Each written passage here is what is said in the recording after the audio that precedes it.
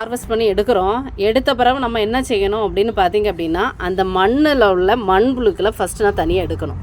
ஏன் அப்படின்னு பார்த்தீங்க அப்படின்னா, எந்தவித டேமேஜும் இல்லாமல் அதை வந்து நம்ம சேவ் பண்ணி அடுத்த கம்போஸ்ட் பின்னில் போட்டுறணும். இல்லை அப்படின்னா கண்டிப்பாக இது லைட்டாக வெயில் பட்டாலும் செத்து போயிடும். ஸோ அதனால் நம்ம அந்த மாதிரி பண்ணக்கூடாது. ஏன்னா ரொம்ப வளமான மண். ஸோ இந்த மண்ணை இன்னும் வளமப்படுத்தணும் அப்படின்னா நம்ம வந்து மருந்து எதுவுமே அடிக்க போகிறதில்ல.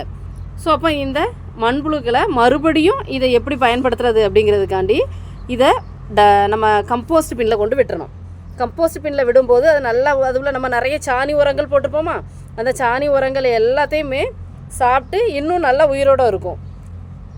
அப்போ அது சீக்கிரமாக நமக்கு மக்கி கிடைக்கும். நம்ம அடுத்த பாட் பண்ணும்போது அதை பயன்படுத்திக்கலாம். இங்கே பாருங்கள், ஒரு தொட்டியில் நம்ம எடுக்கும்போது எவ்வளோ வருதுன்னு பார்த்தீங்களா? இந்த மாதிரி நிறைய மண்புழு இருக்கும். நான் எல்லாத்தையும் ஃபஸ்ட்டு கலெக்ட் பண்ணிக்கிறேன். எல்லா மண்புழுமே நான் பிரித்து எடுத்துட்டேன். எவ்வளோ இருக்குது பாருங்கள், மண்ணிலேருந்து எடுத்து வச்சுருக்கேன். நல்லா எல்லாமே எவ்வளோ பெருசாக இருக்குதுன்னு. அதுக்கப்புறம் நம்ம அந்த ஹார்வெஸ்ட் பண்ண அந்த தொட்டியில் உள்ள மண்ணை பாருங்கள். இது மண்ணா? கிடையாது. இது நல்ல ஒரு கம்போஸ்ட்டு. நீங்கள் எவ்வளோ விலை கொடுத்து வாங்கினாலும் இந்த மாதிரி ஒரு கம்போஸ்ட் கிடைக்காது. ஆனால் நம்ம ஒரு தொட்டிலையே இவ்வளோ மண்புழு இருந்து சாப்பிட்டு போடுறதுனால நம்ம மண் எவ்வளோ அருமையாக இருக்குதுன்னு பாருங்கள். இது எல்லாமே அவ்வளோ சூப்பரான ஒரு கம்போஸ்ட்டு. இதை நம்ம காய வச்சுட்டோன்னு வச்சுக்கோங்களேன், இதில் இருக்க உயிர்த்தன்மை எல்லாமே போயிடும். ஸோ அதனால் நான் இதை வந்து காய விடவே மாட்டேன். இதை நான் என்ன பண்ண போகிறேன் அப்படின்னா, இதை ஒரு மூடையில் கட்டி வைக்க போகிறேன். பட் இதில் குட்டி எவ்வளோ தான் நம்ம மண்புழு எடுத்தாலும் இன்னும் நிறைய மண்புழு இதில் இருக்கும். ஸோ அதனால் நம்ம இதில் சாணியை மிக்ஸ் பண்ணி வச்சுட்டோம் அப்படின்னா இந்த குட்டி மண்புழுக்கள் எல்லாமே நல்லா அந்த சாணியை சாப்பிட்டு நல்லா மக்க வச்சு நல்லா சூப்பரான ஒரு கம்போஸ்ட் ஆக்கிரும் 1 மந்த்துக்குள்ளே. அதுக்கப்புறம் அந்த மண்புழுவெல்லாம் எடுத்துகிட்டு நம்ம ரீபாட் பண்ணி வைக்க போகிறோம். ஒரு தொட்டி செடியை நம்ம ஹார்வெஸ்ட் பண்ணி எடுத்துட்டோம்னா இதோட வேலை முடிஞ்சுன்னு இருக்கக்கூடாது. இந்த மாதிரி மண்புழுவை தனியாக பிரிக்கிறோம், மண்ணை தனியாக எடுக்கிறோம், அதில் உள்ள வேர்களை தனியாக பிரித்து எடுத்துருக்கோம்.